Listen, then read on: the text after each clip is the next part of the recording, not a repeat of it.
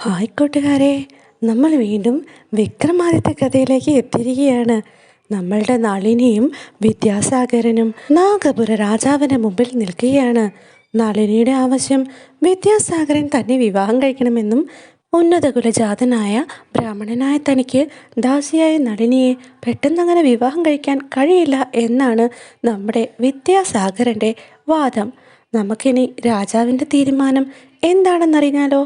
വിദ്യാസാഗരൻ എന്ന ബ്രാഹ്മണനെ മരണത്തിൽ നിന്നും രക്ഷിച്ച നളിനിയുടെ ആവശ്യം തികച്ചും ന്യായമായിട്ടാണ് നാഗപുര രാജാവിന് തോന്നിയത്. പക്ഷേ വിദ്യാസാഗരൻ തൻ്റെ ന്യായവാദം നിരത്താൻ തുടങ്ങി. നളിനി ദാസീകുലത്തിൽ ജനിച്ചവളാണ്, ഞാനാകട്ടെ ബ്രാഹ്മണനും. ഞങ്ങൾ തമ്മിൽ എങ്ങനെ വിവാഹബന്ധമുണ്ടാകും? ആപത്ഘട്ടങ്ങളിൽ അങ്ങയെ സഹായിച്ചവളാണ് നളിനി. അവൾക്ക് അങ്ങയോട് പ്രണയമുണ്ടായി. കുലം, വർഗം, ഗുണം എന്നിവയെല്ലാം ബുദ്ധിയിലല്ലാതെ മനസ്സിലില്ല എന്ന് അങ്ങയ്ക്ക് അറിയാമല്ലോ. രാജാവും നളിനിക്ക് വേണ്ടി വിദ്യാസാഗരനോട് വാദിച്ചു. ശരിയാണ് രാജൻ, നളിനിയെ ഞാൻ ഒരിക്കലും കുറ്റപ്പെടുത്തുകയില്ല. കർമ്മവിധി അനുസരിച്ച് ഒരു ദാസിയെ ബ്രാഹ്മണനായി ഞാൻ വിവാഹം ചെയ്യുന്നതിന് മുമ്പ് മറ്റ് 3 കുലങ്ങളിൽ നിന്നും വിവാഹം കഴിക്കണമെന്നാണ് ധർമ്മശാസ്ത്രത്തിൽ പറഞ്ഞിരിക്കുന്നത് എന്ന കാര്യം അങ്ങേക്കും അറിയാവുന്നതാണല്ലോ.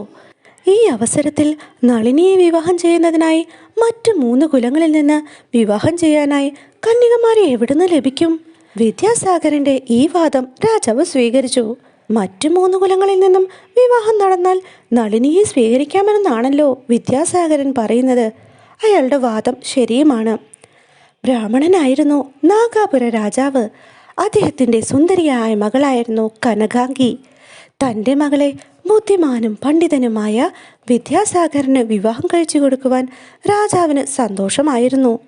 ക്ഷത്രിയനായ മന്ത്രി വേദാചാര്യനും തൻ്റെ മകളായ മാലതിയെ വിദ്യാസാഗരന് നൽകാൻ എതിർപ്പുണ്ടായിരുന്നില്ല.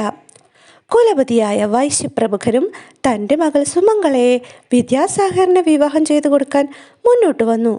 അങ്ങനെ തടസ്സങ്ങളെല്ലാം നീങ്ങി വിദ്യാസാഗരൻ കനകാംഗി, മാലതി, സുമംഗള, നളിനി എന്നിങ്ങനെ 4 കന്യകമാരെ വിവാഹം ചെയ്തു.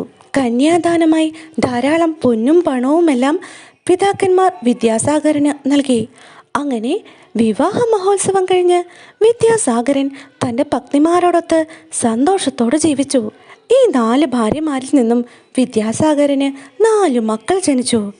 വിദ്യാസാഗരന് തൻ്റെ പ്രഥമ പത്നിയായ കനകാംഗിയിൽ നിന്ന് വരരുചി എന്ന പുത്രനും, മാലിനിയിൽ നിന്ന് വിക്രമാദിത്യനും, വൈശ്യയായ സുമംഗളയിൽ നിന്ന് ഭട്ടി എന്ന പുത്രനും, നളിനിയിൽ നിന്ന് ഭർതൃഹരി എന്ന പുത്രനും ജനിച്ചു.